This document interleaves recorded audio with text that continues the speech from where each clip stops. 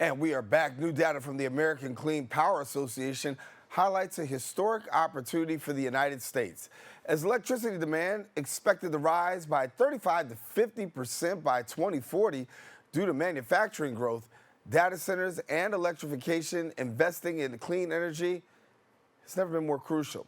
Joining me now is the Chief Advocacy Officer for the American Clean Power Association.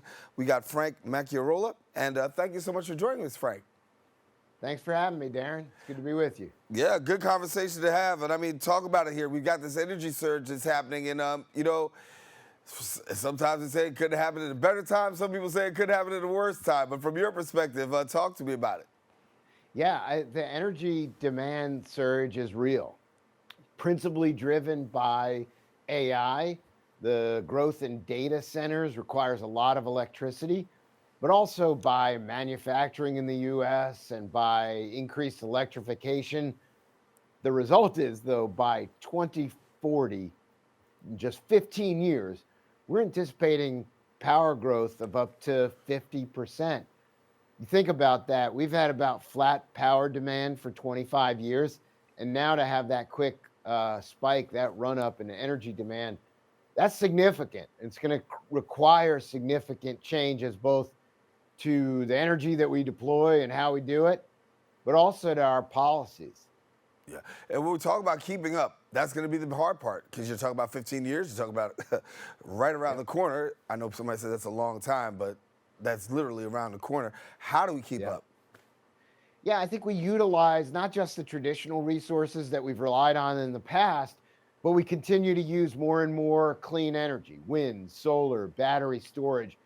We have the ability in this country to add to our fuel mix with these cleaner sources of energy. Last year alone, 93% of new capacity built in this country was from those clean power sources. We saw an increase in deployment of clean power of more than 33% increase from 2024 to 2023. So we have the ability to do it. We just need the policy will on the part of the policymakers. We need to convince the public. We need to show the public the benefits of these new forms of energy. They're going to find that clean power provides a reliable form of energy, cost-effective form of energy, and a cleaner form of energy. And you're going to see more and more adoption of clean power in this country as a result. We see clean power across the country. There is the talk of economic growth. How do you foresee the economic growth occurring under this clean initiative? Yeah, clean power has brought a significant amount of economic development to this country. We anticipate over the next 10 years a doubling of clean energy jobs, about $2 trillion added to the GDP. These clean energy tax credits that have supported the deployment of wind, solar, and battery storage, vast majority of the capital investment as a result of those are actually done in states that supported Republicans and Republican-controlled districts and states in Congress. And so, we're going to reach out to policymakers and say, look, this is not a partisan issue. It's not an ideological issue. It's an American issue. It's an issue about whether we're going to have the energy that we need to meet the growing demand that we have in this country. And clean power is ready to meet that demand. I mean, you can deploy clean energy much quicker than traditional forms. So wind, solar, and battery storage, we can get those resources onto the grid to meet the power demand, to grow the economy, to create those jobs. It really is a win for the American people, Darren. Yeah, but talk to me about the challenges, because there are some potential challenges that are actually faced by this, right? And not being able to keep up, not being able to sustain. What are the challenges? Yeah, they're actually similar to the challenges you see in traditional forms of energy. So we need transmission lines. We need to build transmission to be able to move energy from where it's produced to where it's needed. Same way the natural gas industry is trying to build pipelines in this country. So we need permitting reform. I think energy advocates across all energy resources recognize the need to permit and build energy projects so that we can deliver reliable, affordable energy to the American people.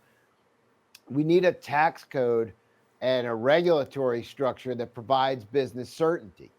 Businesses cannot, operate through periods of volatile policy. They need certainty, and the tax code helps provide that. We have clean energy tax credits in place right now that incentivize the deployment of wind, solar, battery storage. Those are important that we maintain those. We also need to reach out to the American people and explain how important this is. We need to tell the story of energy demand. We need to tell how wind, solar, and battery storage is going to meet that energy demand to provide them with reliable, affordable energy. Yeah. We talk about job creation. That's real important across America right now. Many people, without work. We know that millions are on the firing line, literally as we speak. But when we talk about this, the job creation associated with this, how do you see that? Yeah, it's huge. The ability to double the number of clean energy jobs over the next 10 years if we have those clean energy tax credits in place. That's really significant. Also, you think about it's not just the creation of jobs and economic development. The fact that we're providing affordable, reliable energy to people. Energy is about 7% of our economy, but it's the foundational 7%. It's from which everything else flows, right? If you don't have electricity, if you don't have reliable energy, you can't live your life the way that we currently do now. You can't go to your job, go on vacation. You can't help drive that economic growth throughout the economy. So it's not just critical in the job creation front, which is important. It's also critical to supporting our overall economy. Yeah. United States is experiencing a dramatic shift when it comes to the electrification of, particularly in transportation and also heating. So as we talk about this, what are we doing in terms of preparing for this demand? Because this is another demand that we're talking about.